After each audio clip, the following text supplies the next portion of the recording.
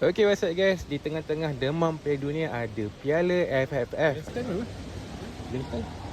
Ini adalah untuk Piala AFF Wanita, Malaysia lawan Singapore, Causeway Derby. Ni kita masuk grandstand. Okay, let's go. Saya datang je dah bunyi gol.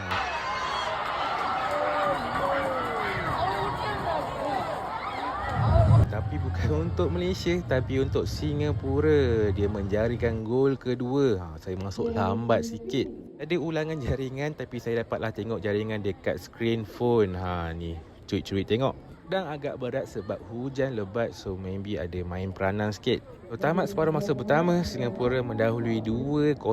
At separuh masa pertama, saya pergi ke SUKM untuk visit mak saya yang sakit. Korang boleh doakanlah kesihatan mak saya kembali sedia kala. Tamat waktu melawat, saya kembali ke stadium tapi game dah habis. Tapi saya kembali untuk dapatkan saya punya payung.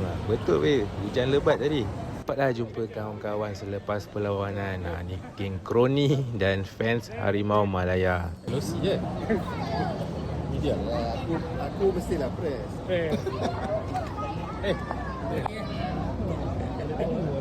Ada juga fans yang dapat signature daripada pemain bola. Ni dekat jersey dia.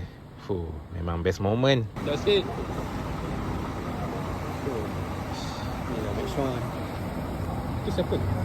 Tiga Butler Oh, yang dah mix US Risan yang betul lah. asli.